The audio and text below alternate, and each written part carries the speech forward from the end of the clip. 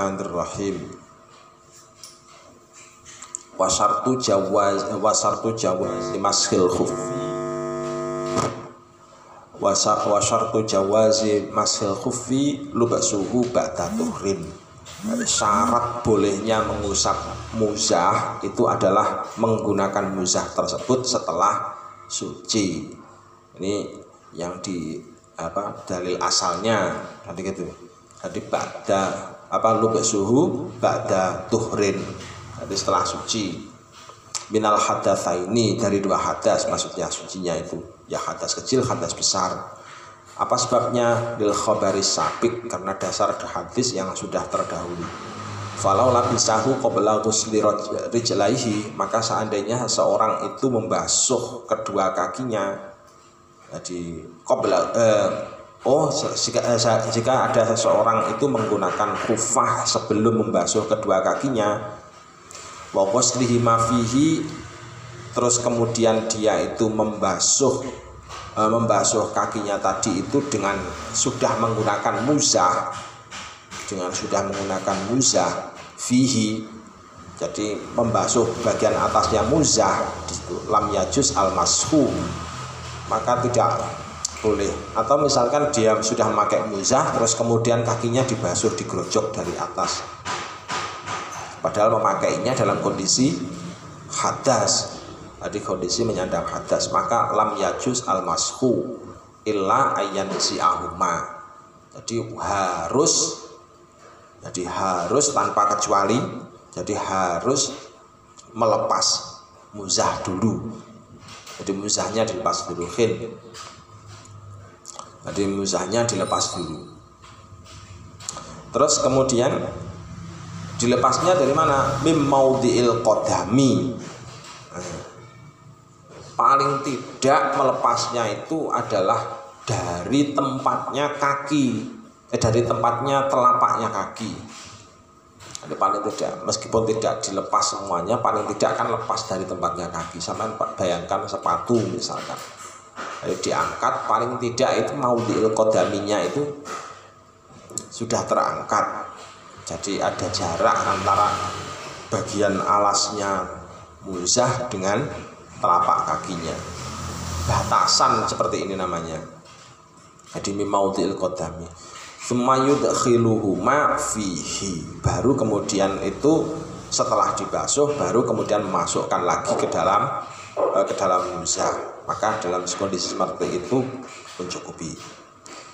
Law adkhala ihdahuma ba'da ghusliha thumma ghasala al-ukhra fa adkhalaha lam yujzi lam yajuz al-mashu. Lam yajuz ya al-mashu, soalnya enggak ada hamzahnya. Lam yajuz al-mashu illa ayyan si al-ula. Kalau misalkan ada seorang yang satunya kakinya sudah dimasukkan ke dalam muzah, lah kaki satunya lagi belum dimasukkan ke dalam muzah, jadi tidak dimasukkan dalam muzah. Terus kemudian untuk mencukupi syarat al-masku tadi, dia itu memasukkan kaki yang belum dimasukkan ke dalam muzah tadi itu yang dibasuh. Sana cuci muka dulu sana, cuci muka dulu sana. Kamu itu cuci muka dulu sana.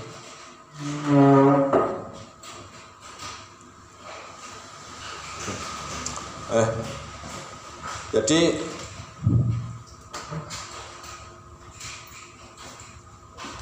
kaki yang satu sudah dimasukkan dalam muzah. Dalam kondisinya bagaimana? Kondisinya juga belum. Jadi kondisi yang tadi itu yang sudah dimasukkan itu belum tuhrin. Lah yang satu sudah yang satu juga belum tuhrin. Yang satu diusap, yang satu dibasuh. Maka bagaimana modelnya seperti itu? Maka tidak mencukupi, dianggap tidak mencukupi. Nah, jadi lam yajuz al-mashu illa ayyan si'ahuma. Mana tadi? Lam yajuz al-mashu illa ayyan si'al ula. Jadi yang Yang pertama kaki yang sudah dimasukkan ke dalam muzah yang pertama itu harus dilepas dulu. Jadi nggak boleh untuk hanya membasuh satu kaki saja, nggak boleh. Kadzalika tsumma yudkhiluha Jadi kaki yang pertama dilepas dulu baru dibasuh, setelah itu baru dimasukkan. Terus kemudian kaki satunya lagi dibasuh, terus baru dimasukkan, maka hukumnya adalah boleh. Kalau yang semacam itu. Tapi kalau yang satu sudah dimasukkan, yang satu belum dibasuh. Jadi yang satu sudah dimasukkan dalam kondisi belum suci, yang satu sudah dibasuh.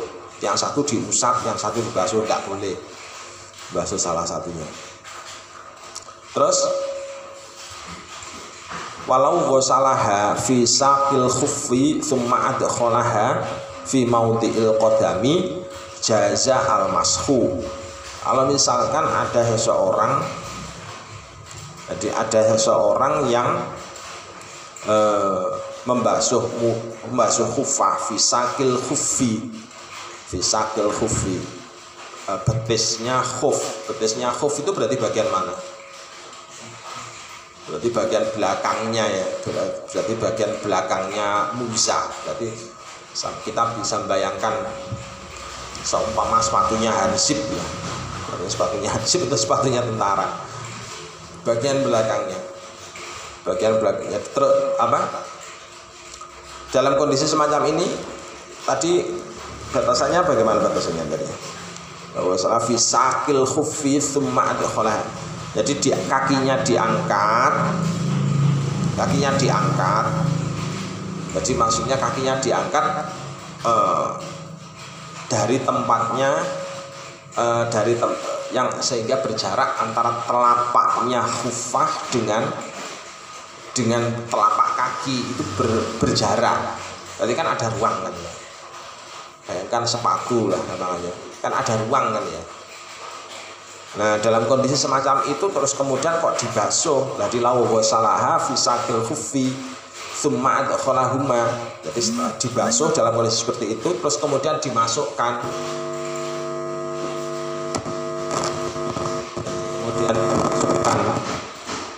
Kemudian dimasukkan dalam khufah. Bagaimana? Kalau kedua kakinya sama-sama diangkat, tidak lepas semuanya, tapi terus kemudian dimasukkan dalam khufah. Terus bagaimana? Jadi summa adkhalahuma fi mawdi'il qadami jaza. Jadi meskipun hanya terangkat sedikit dari bagian alasnya muzah, gampangannya dari bagian alasnya sepatu, tapi telapaknya terangkat sedikit. Tidak. Terus kemudian digerojok air digerojok air dari atas. Maka dalam kondisi semacam itu hukumnya adalah boleh. Jadi jaza al-mashu. Terus kemudian walau ibtada al-lubsu ba'da ghuslihima tsumma ahdatsa. Baru memulai memakai. Ini kasusnya beda lagi. Baru mulai pakai muzah setelah selesai. Jadi setelah selesai membasuh keduanya. Jadi tapi masih permulaan. Jadi dari masih permulaan. Tsumma ahdatsa qabla wusulihima ila mawdi'il qadam. Jadi sebelum waktu kaki mau dimasukkan ke dalam muzah, belum sampai ke alasnya, tahu-tahu kentut. Bisa bayangkan kan ya. Jadi kaki dimasukkan dalam muzah belum sampai ke telapak. Kakinya belum sampai ke telapaknya muzah. Belum sampai ke telapaknya sepatu, tapi jangan disamakan dengan sepatu ya. Muzah itu jangan disamakan dengan sepatu. Nah, ini belum sampai ke telapak sepatu. Lam yajus maskhun satirin mahalli fardin, maka tidak boleh. Jadi enggak mencukupi kalau misalkan hanya dengan mengusap satiri mahalli fardin. Jadi enggak cukup kalau hanya dengan mengusap penghalangnya atau penutupnya tempatnya fardu. Soalnya kodam itu tempatnya fardu. Jadi kodam itu tempatnya fardu. Jadi kalau misalkan kok tidak dibasuh maka juga maka tidak lam yajuz, maka masih belum sempurna. Jadi maka masih belum sempurna. Jadi kalau misalkan syaratnya kodam itu kalau dipakai di muzah itu juga gitu. Syaratnya kodamnya itu harus sudah sampai kepada alasnya. Jadi kalau misalkan kok masih begini, masih renggang gini, jadi begitu masukkan muzah itu ke dalam khufah masih renggang gini, tahu-tahu tut. Nah, bagaimana? Ya enggak lam yajuz mashu. Jadi lam yajuz al mashu. Soalnya kenapa alasannya? Alasannya adalah dalil zahir mengenai mengusap muzah. Jadi dalil zahir yang berhubungan dengan mengusap muzah itu adalah kakinya itu sudah sampai pada bagian alas. Jadi secara zahir kakinya harus sudah sampai ke bagian alas. Zahir, secara zahir. Ngerti secara zahir? Bunyi teksnya itu loh, bunyi teks dalilnya itu menyatakan bahwasannya kakinya itu harus menyentuh telapak. Bunyi teksnya. Jadi dalam kondisi seperti ini batasannya muzah tadi itu adalah teks dalil, zahir dalil. Nanti pada waktu di usul fikih kita jelaskan. Ya, dalil itu ada yang zahir. Dalil zahir itu namanya mantuk. Dalil zahir itu namanya mantuk. Kalau dalil yang sifatnya bukan zahir tetapi hasil pemahaman itu namanya mafhum. Sampai habis ngaji seperti ini, terus sampai ditanya tentang ngaji tadi menjelaskan tentang apa, sampai tidak bawa kitab, pokoknya sampai menjelaskan sesuai dengan pahaman sampai. Nah itu namanya dalil mafhum. Hal yang semacam itu namanya dalil mafhum, sesuai dengan pemahaman. Tapi kalau sampai itu langsung menjelaskan, oh ini tadi menjelaskan ini, maksudnya begini. Ini tadi penjelasannya begini. Nah, namanya ini yang ada dalam teks ini namanya dalil mantuk. Yang tertuang dalam teks tadi ini namanya mantuk. Jadi langsung ada tulisannya. Nah, batasan khufah itu juga begitu. Ada teksnya, dari teks dalil itu menyatakan bahwasannya yang dinamakan orang menggunakan muzah secara zahir itu telapak itu harus menempel pada alas. Jadi kalau misalkan kok belum menempel telapak itu, kok sudah batal duluan, sudah hadas duluan, maka bagaimana? Ya enggak lam yajuz. Soalnya belum memenuhi dalil zahir. Jadi belum memenuhi dalil zahirnya. Sampai dinamakan orang bersepatu itu kan namanya secara zahir berarti telapaknya kan nempel ke alasnya sepatu. Kalau telapaknya belum nempel ke alasnya sepatu, apakah sampean sudah dihukumi bersepatu? Kan enggak, iya kan? Sama dengan itu. Nah, seperti ini namanya dalil mantuk, nyata, zahir, nyata, ada dalam teks. Jadi gitu loh ya. Jadi sama harus bisa membedakan. Nah, lam yajuz masku satiri mahalli fardin wa huwa al-qaddam. Wangsilu wamsahu biruusikum wa arjulikum ilal ka'bain. Kan dalil zahirnya kan itu. Jadi kalau misalkan masuknya sepatu ka'bainnya masih kelihatan dari bagian atas, maka hukumnya berarti ka'bainnya belum masuk dalam kategori muzah. belum masuk dalam kategori menggunakan muzah. Soalnya batasannya muzah itu ukurannya seberapa? Kalau dalam takrib itu muzah itu ukurannya seberapa? Menutupi apa? Muzah itu syaratnya mata kaki. Jadi batasannya telapak dan mata kaki harus tertutupi. Jadi kalau misalkan kok namanya tertutupi kalau muzah itu kan berarti dari bagian atas, ya kan? Berbeda dengan baju. Kalau baju itu dikatakan menutup kalau dari bagian samping. Tapi kalau semacam muzah misalkan, maka dari bagian atas dikatakan kamu sudah bersepatu kalau dari bagian atas itu sudah kelihatan kalau mata kakimu tidak tertutupi. Ya apa? Mata kakimu sudah tertutupi, telapak kakimu sudah menyentuh bagian dasar, kan begitu. Jadi kalau mata kakinya kok belum tertutupi, masih kelihatan dari atas, bagaimana? Ya berarti belum memakai muzah. Dianggap belum menggunakan muzah. Paham ya? Ini detailnya begitu detailnya. Jadi lam yakfi mana tadi?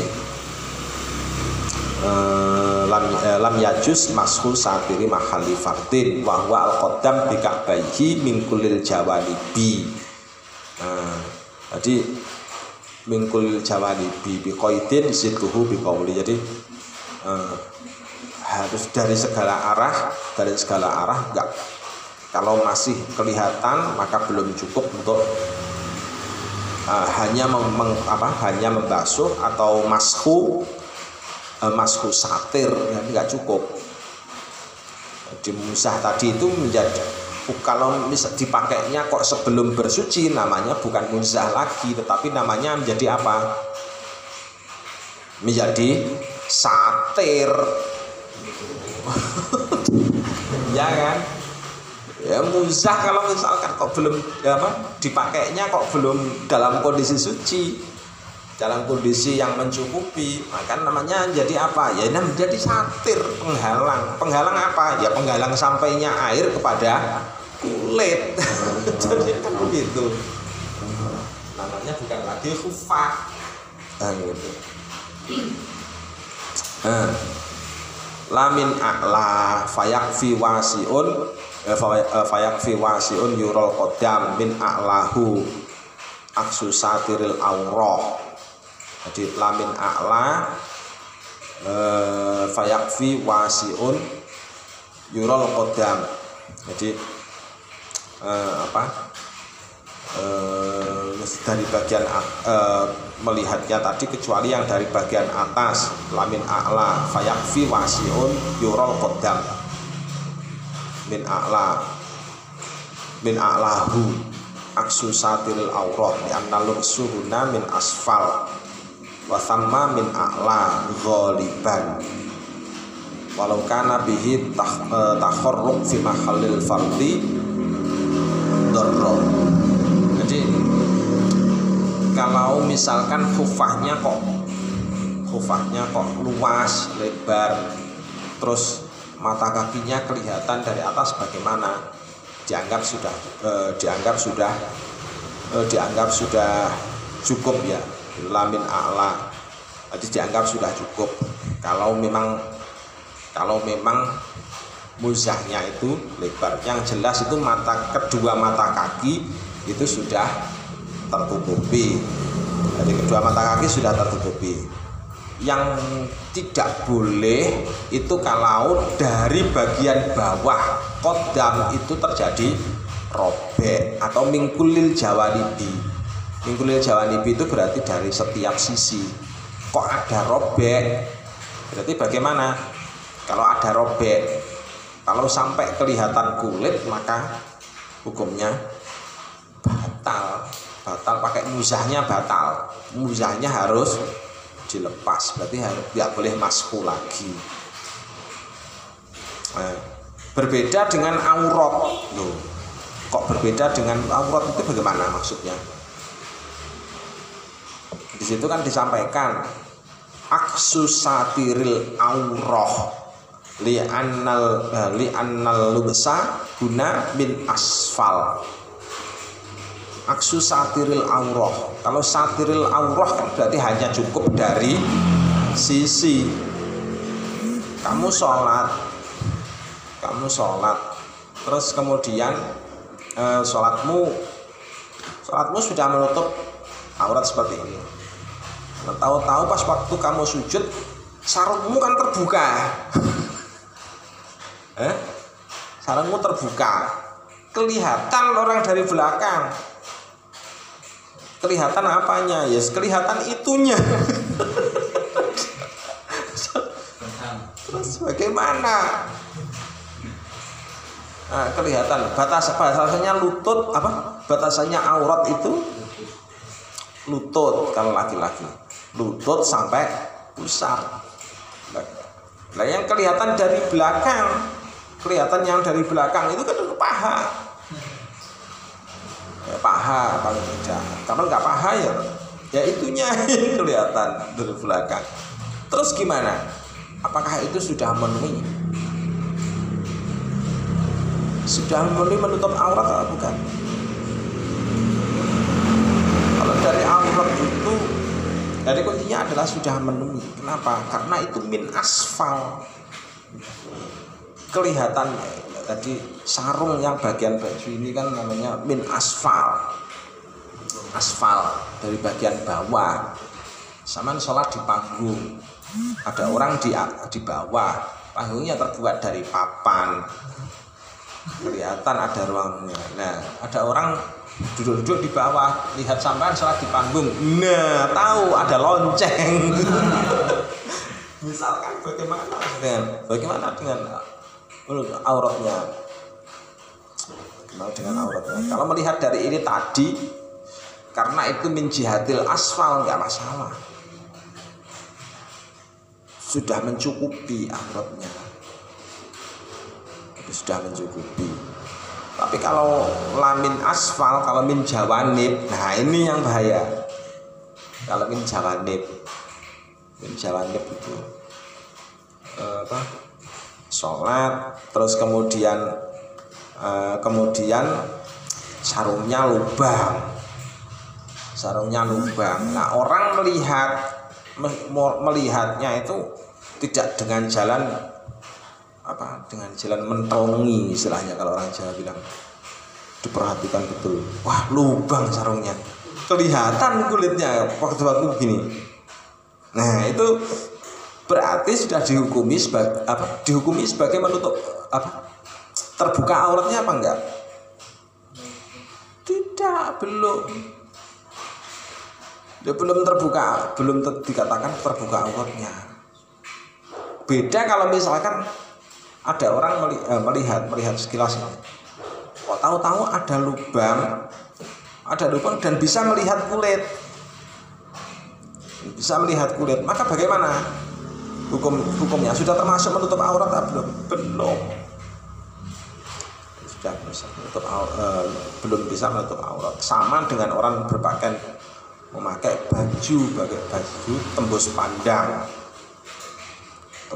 Bajunya tipis. Nah, tapi ada orang melihatnya itu orangnya nggak sampai begini. Baru terus kemudian kelihatan kulitnya, maka hukumnya masih menutup. Tapi kalau ada orang lain kok melihat bajunya langsung tembus pandang, langsung bisa melihat kulit. Meskipun dia pakai baju, ya dikatakan belum pakai baju. Karena itu adalah batasan baju. Jadi batasan baju, tebal tipisnya baju. Paham ya itu ya. Nah, yang ini tadi juga gitu sama. Khufah itu adalah dari bagian bawah. Kalau bagian bawah itu kok robek, maka batal khufahnya. Maka muzahnya itu batal. Jadi nggak boleh lagi mashu. Berarti harus wajib dilepas, terus kemudian pada waktu wudu wajib dibasuh.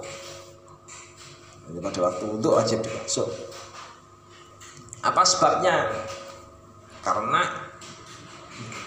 namanya muzah itu adalah harus dari bawah, bawahnya harus kuat, jelas. Namanya muzah dipakai di telapak, berarti kan melindungi telapak. Jadi kalau misalkan kok telapaknya nggak terlindungi, berarti dianggap sebagai belum menggunakan muzah. Ini logikanya dibolak-balik ini. Jadi belajar fikih itu harus bisa mendetailkan hal-hal semacam ini, didetailkannya. Ya, tadi min asfalin, wasamma min a'la ghaliban. Kalau dari atas maka masih dihukumi sebagai boleh. Ya, kalau dari atas masih dihukumi sebagai boleh. Walau kana bihi takhorrukun fi mahallil fardi dorro. Jadi kalau misalkan kok ada takhorruk itu berarti ya sobek fi mahallil fardi, pada bagian yang wajib ditutup, di tempat-tempatnya yang wajib ditutup, dorro. Jadi hukumnya adalah dorro. Namanya dorro itu berarti bagaimana?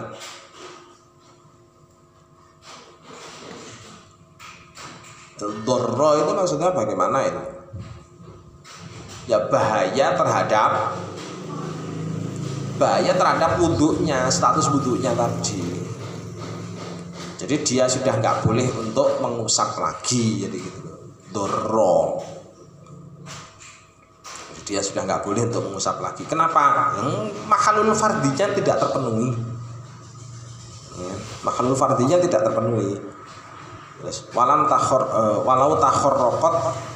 takhorroqatil batonah awid dhaharoh wal baqi sofiqun lam yadurro. Beda kalau kondisinya misalkan yang sobek bagian dalamnya khufah atau bagian luarnya khufah yang sobek, tapi ada tapinya, wal baqi sofiqun, lainnya rapat semua, sobeknya hanya sobek tipis-tipis,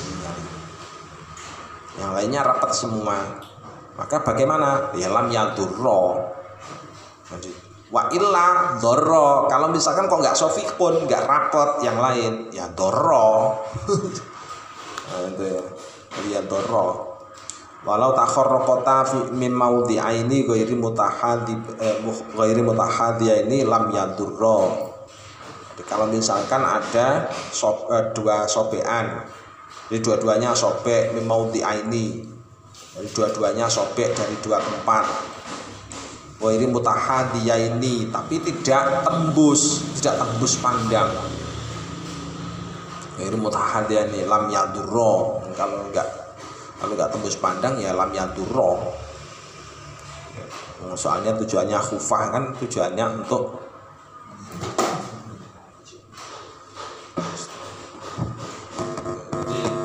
khufah itu kan selain untuk melindungi kaki. Jadi selain untuk melindungi kaki juga termasuk syaratnya melindungi kaki itu kan harus terhalang dari pandangan yang bisa melihatnya orang luar. Fala yakfi najasun tahirun. Ini wasartu awalnya dari wasartul khufi lubasuhu ba'da tuhrin tohiron. Jadi tohironnya orang menggunakan muzah itu harus dalam kondisi betul-betul tohiron. Dia harus betul-betul tohiron. Fala yakfi najasun wala mutanajisun. Namanya tohiron itu berarti suci badan, suci dari hadas dan suci dari najis. Termasuk dalamnya fala yakfi najasun wala mutanajisun itla tasluku sholah fihima. Maka kalau misalkan memakainya itu dalam kondisi sedang menyandang najis atau terkena najis, terus atau dia sendiri sih memang penyandang najis, berarti sama dengan kayak kemarin yang tempo hari menjelaskan bab apa? Yang daimul hadas itu yang kemarin dia. Yang kemarin Kalau untuk yang daimul hadas, berarti kan layak fi najasun, aslinya kan begitu. Tapi kalau daimul hadas itu kan risiko. Tadi walam lajin itla tasluhu sholatu fihima allati hiya al-maqsudu al-asli. Maka hukumnya orang yang menggunakan muzah dalam kondisi najis atau terkena najis, mutanajis itu maksudnya terkena najis. Kalau misalkan seperti itu bagaimana? Ya layak fi. Maknanya layak fi itu apa berarti? Maknanya layak fi tidak mencukupi itu maknanya bagaimana? Maknanya layak fi itu bagaimana? Lah ya nggak cukup, maksudnya nggak cukup itu secara hukum bagaimana, Bu? Ya. Secara hukum bagaimana? Masuk wajib, sunnah, mandub, haram, batal, sahih. Kan lihin tetep aja. Ngantuk aja kamu. Enggak apanya wong iya kok. Dohir saja kelihatan kok. Layak fi berarti bagaimana?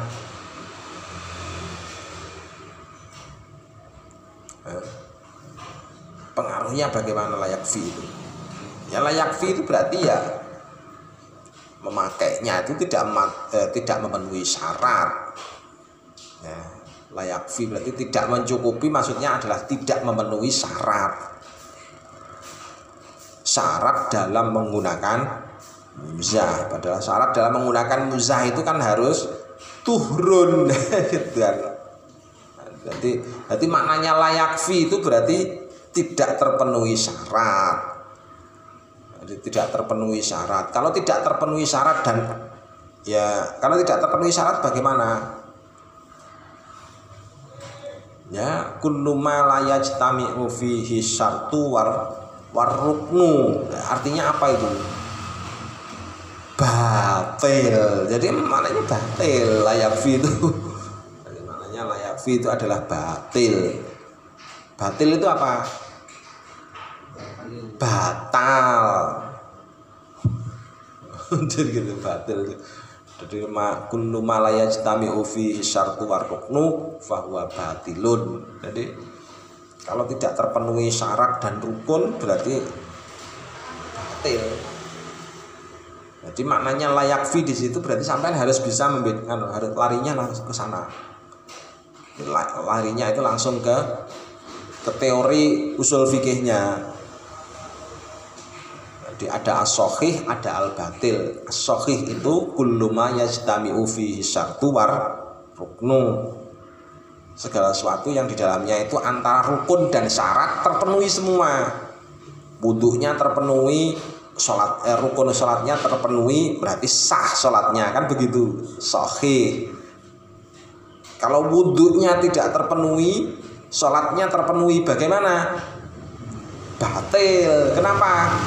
La yajtami'u fihi syartu warruknu. Jadi karena di dalamnya tidak terkumpul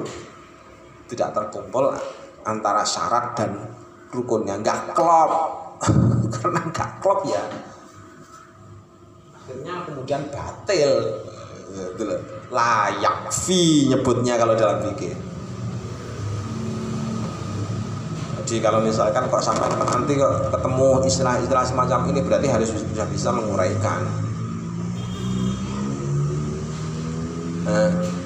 Yakin ya? Yakin. Oke, tadi Kak Kausar juga kemana ini? Miftah juga kemana? Hah? Tidur.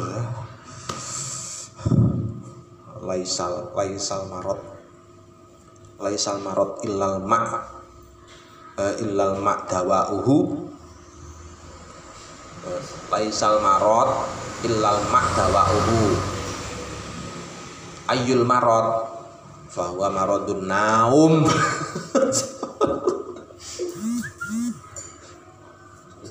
Ngerti maksudnya? Apa?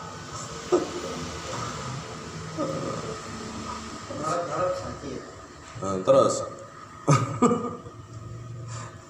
tidak ada sakit yang bisa disembuhkan kecuali dengan air. Sakit apa? Sakit naum. Sakit naum toh. Itu udah gitu dulu ya. Besok disambung lagi. Insya Allah nanti telah lagi sama Pak Sam. Kabur matanya Pak Sam. Tapi ini Pak yang mengenai aurat tadi Pak.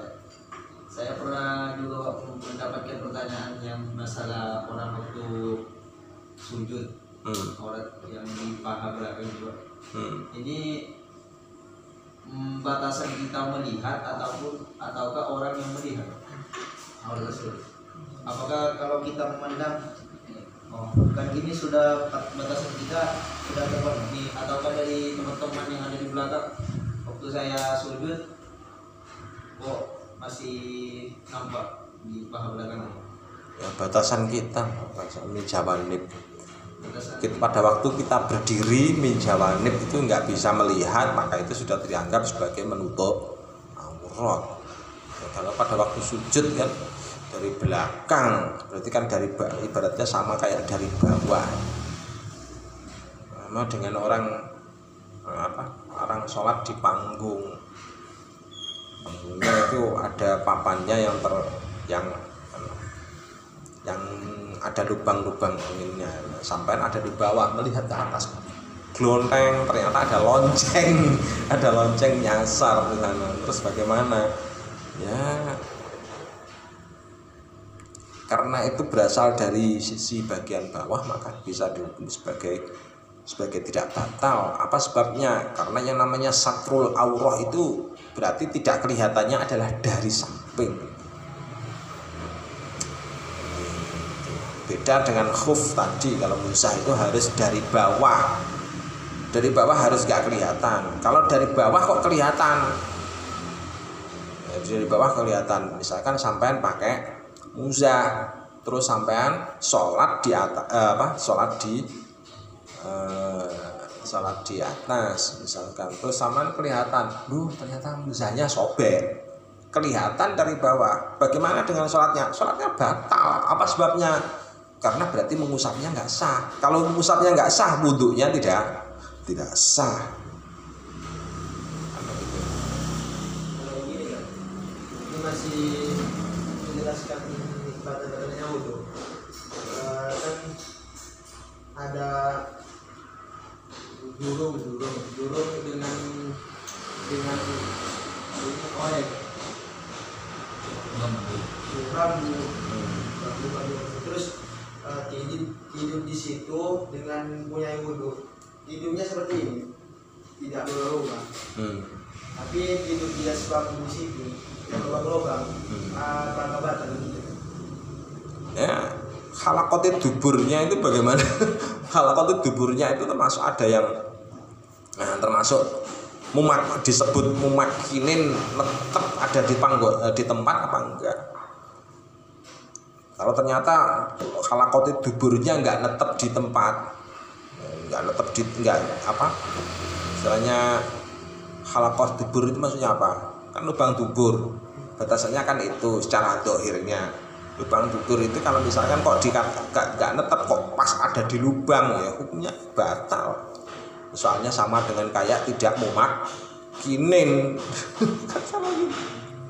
Tapi beda kalau misalkan kok nempati pas lubang duburnya itu kok nempati ada di buntuan, misalkan di punggungnya bambu. Terus kemudian aliyaihinya itu meskipun nyentuh sedikit di antara kedua bambu yang lain, hukumnya sudah dihukumi sebagai mumakkin. Kalau orang Apanya? Yang apanya ya? Iya. Maksudnya itu halaqatul dubur. Tahu halaqatul dubur kan? Halaqatul dubur itu kan ya lubang dubur itu maksudnya. Jadi lubang duburnya itu harus memakin.